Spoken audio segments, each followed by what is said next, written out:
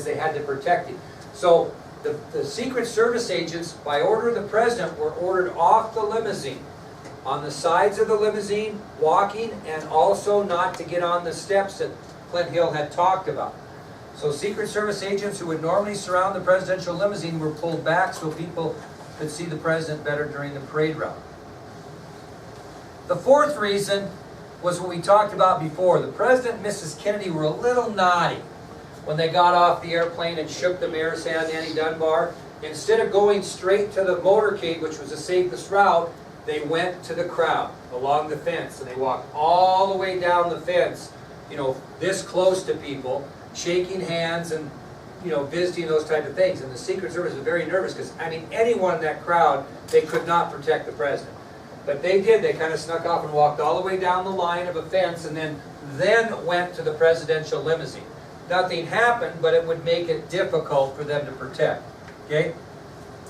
And they did that for nearly 5 minutes. Can you imagine those people that are still alive that were along that fence, that what they still remember today if the president would have touched their hand or said something to her, Mrs. Kennedy? I mean, you know that they just would never forget it.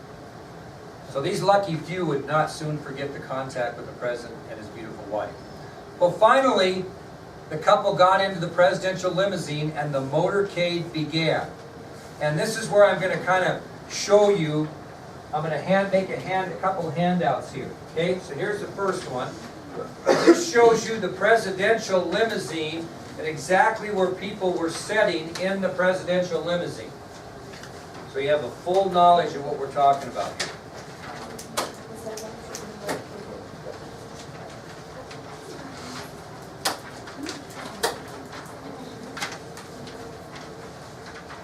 Who's going to be driving the presidential limousine, do you figure? No, Lawrence Newman won't, but somebody like him will. Who's going to drive the limousine? A Secret Service agent. And who's going to be sitting next to the Secret Service agent? Another Secret Service agent. Okay? So if you look at this picture right here, we're going to start with the lead car. Okay? So I'm going to give you, and this is kind of a lengthy thing here, but this is what the entire motorcade looked like. We're going to probably just concentrate on the first few vehicles, obviously, but this is how lengthy this motorcade was. It was pretty long.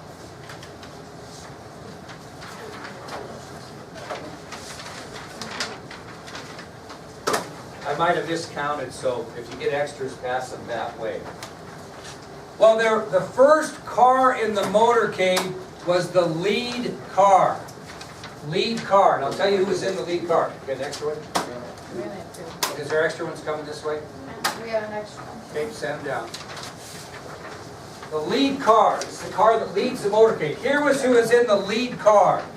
You know who drove the lead car? This would be the car right in front of the presidential limousine. Jesse Curry. Jesse Curry drove it, police chief. And in the car with him was Sheriff Bill Decker of Dallas County. Dallas County Sheriff Bill Decker. Forrest Sorrells, who was the Secret Service agent in charge of the advance team to Dallas, and Secret Service agent Winston Lawson, who planned the entire motorcade route. So in the lead car, just in front of the president's limousine, was Police Chief Jesse Curry, who was driving the lead car. Dallas County Sheriff Bill Decker would be like the Steve Rackness of Washoe County. Secret Service agent Forrest Sorrells, who was the agent in charge of the advance team to Dallas. What does that mean? He was responsible to send all the Secret Service agents in advance to make sure everything was covered for the president's visit. He's responsible, the most responsible, for the president's safety. Okay? And then Agent Winston Lawson was a Secret Service agent who planned the entire motorcade. Okay? Next in line was the presidential limousine. And if you look at your paper, or this fine model I have right here that I'll pass around, do not drop or break or I might have to kill you. You got President Kennedy and Mrs. Kennedy in the back seat. You can see it in your photo there I gave you too. You have Governor Connolly and his wife Nellie in what they called the jump seats in the middle. And then you had Secret Service agent Bill Greer, who drove the presidential limousine, and Agent Roy Kellerman, who sat next to him. So, when you look at the presidential limousine that day, President Kennedy sat in the back seat of the limousine with Mrs. Kennedy at his side. Texas Governor John Connally and his wife Nellie occupied what they called the jump seats in front of the Kennedys in the middle. And Secret Service agent Bill Greer drove the presidential limousine, and Agent Roy Kellerman sat next to him in the front seat. This is one of my most prized possessions too as we get to this. Here's Roy Kellerman, William Greer, and signatures. Rare as can be. Very few out there. That took me a long time to get those. So, that's how the presidential limousine is set up. Now, Kellerman, Roy Kellerman, was the head of the presidential detail in Dallas. He was the highest ranking Secret Service agent in Dallas that day, and you'll hear more about him. So he was the head of the presidential detail. Forrest Sorrells was the agent in charge of the advance team that got there, but once everybody was there, Roy Kellerman was the head of the presidential detail in Dallas. He's the main man. Now, if you look at that little diagram I gave you, between the lead car and the limousine were Dallas police officers on motorcycles, including James Chaney and this guy right here, Bobby Hargis. These were two police officers that were riding on each side of the presidential limousine. There were how many of them that were doing that? The circles on here are the motorcycles, so there were 4. And I'm mentioning 2, James Chaney and Bobby Hargis, and there'll be a reason I mention those 2. So, we got the lead car, we got some motorcycles, we got the presidential limousine, we got some motorcycles, and behind the presidential limousine was a car full of heavily armed Secret Service agents, including Clint Hill. So, in the third car back was a car with heavily armed Secret Service agents, including Clint Hill, who was Mrs. Kennedy's personal agent. Guess who else was in that car? Kenneth O'Donnell and David Powers, both. Yep. So by heavily armed, do you mean they had like assault rifles? They did. They did. Yep. They did. Oh. What was behind the Secret Service vehicle? You had a limousine that carried Vice President Johnson, his wife, Mrs. Johnson, or Lady Bird as she was better known, and guess who else was with him? Senator Ralph Yarborough was in the car following the Secret Service vehicle. Now you can look at this and go from what you want. This is from you, but it tells you if you kind of tear this off. Let's see, which one am I at? Only have 2 pages. But anyway, it's just an incredibly long line. I'll get you out. Incredibly long line, and you'll see in the video more what we're talking about. But this was a long, long motorcade. You had press in cars, you had buses, you had all kinds of things going on. So, now, takes us to a very important subtopic, the motorcade through downtown Dallas. So where do they land? Love Field. They've got an 11-mile motorcade route from Love Field to where? Where are they going? Trade Mart, where he's going to give that luncheon speech, okay? So from Love Field, the motorcade was scheduled to follow an 11-mile route through downtown Dallas to the Trade Mart where the president was going to speak.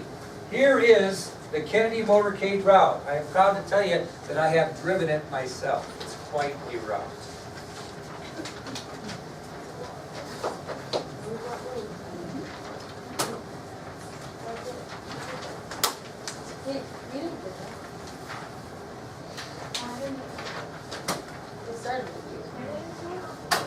I feel like we started before. Yeah. I didn't, all of us are like, I was like, Okay? I got one. Hey, kiddos, on this map, find Love Field Airport, the terminal, and you can see the route that they took. We're gonna tell you that. It's a good point. No, it's a good point. Okay, well, he got shot before the trademark, but that's a good question. Okay, all right, so you don't have to really write this down, just follow it on your map. The motorcade would travel down Mockingbird Lane, find that on your map, mark it Mockingbird Lane. Then it was going to hook on to Lemon Avenue. Then they were going to take a turn onto Turtle Creek Drive. You know who lives on Turtle Creek Drive? That's Boulevard. Or Boulevard? You know who lives there? Who lived there at the time? General Irwin Walker. Remember the guy we talked about that Oswald tried to shoot? Oh, He actually lived on Turtle Creek Drive or Boulevard. So it went from Mockingbird Lane onto Lemon Avenue, a turn onto Turtle Creek Boulevard, then onto Cedar Springs Road, onto Harwood Street, and then they turned on the main. Can you see where they're turning onto Main? Because that's the important one. They turn onto Main. It's kind of down at the bottom right-hand corner. Now, once they got to Main Street, which is like right in this area on your map, once they got to Main Street, it was going to take them 15 minutes to reach the trademark. That was the estimated time. So they drive all the way around there. But can you see what they were supposed to do? They went this way, and they were going all the way around here, hooking on Main Street, going through Daly Plaza, up to the Trade Mart. When he got down to the Trade Mart, they were going to get at Harry Hines Boulevard, back down Mockingbird, up to Love Field, and take off for Austin. He didn't quite get there, okay? Now, this is where you got to pay attention. At 11:45 a.m. is when the presidential motorcade departed from Love Field toward downtown Dallas. The motorcade left Love Field at 11:45 a.m. That's when the presidential motorcade departed from Love Field towards downtown Dallas. At 11:50, 5 minutes later, President Kennedy orders the motorcade to come to a complete stop at 11:50 because there's a group of small children who are waving a sign that says, "Mr. President, please stop and shake our hands." He has the motorcade come to a complete stop at that sign, and he shakes those little girls' hands. Governor Connolly, obviously, who was in the presidential motorcade, was later quoted as saying the following: "There was one little girl who was carrying the sign. He just told the driver to stop, and of course, he was immediately mobbed by a bunch of youngsters." So he had the motorcade stop, to complete stop, to shake those hands. Well, he shakes the hands, the motorcade continues. At 12 noon, he has the motorcade come to a complete stop again at 12 noon along the route, because there's a group of Catholic nuns standing on the side, and he stops and takes the time to shake the hands with the Catholic nuns. Now, by this time, if you're a Secret Service agent, you got to be out of your mind, okay? Because your job's to protect this guy. The crowds in downtown Dallas were so enormous, there were 20 deep down, I said 12 deep at times, in downtown Dallas, 20 deep, 20 people deep. And they kept crowding into the streets, narrowing the streets. Now this is really sad but true. To keep the president away from the crowd, the motorcade drove on the far left side of the main street, putting Mrs. Kennedy almost within somebody grabbing her from the crowd to keep the bigger crowd away from the president. That's how bad it was. So there were people 20 deep, and to keep the president away from the crowd, the motorcade actually drove on the far left side of Main Street, putting Mrs. Kennedy in a more dangerous protection, which made it hard for her to be protected. And Clint Hill was getting very nervous because he was responsible for her. If you can picture this in your mind, there were people hanging out of open windows in those buildings going downtown Dallas. People were climbing on signs. They were climbing on statues. I mean, you could have had 1,000 sniper spots. Honestly, there was open windows everywhere along that route. Well, in the heat of the moment during the motorcade, one Secret Service agent allegedly made the comment, quote, "Hell, you can't keep the President of the United States in a metal box." They were just incredibly frustrated because of all the dangers that surrounded the President, okay? So they were very, very frustrated at this point. Well, at the end of this 11-mile route,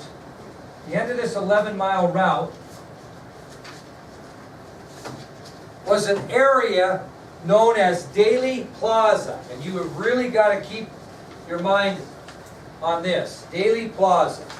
And this is going to make a point here because this is where it all happens. And this is a color map of Daley Plaza.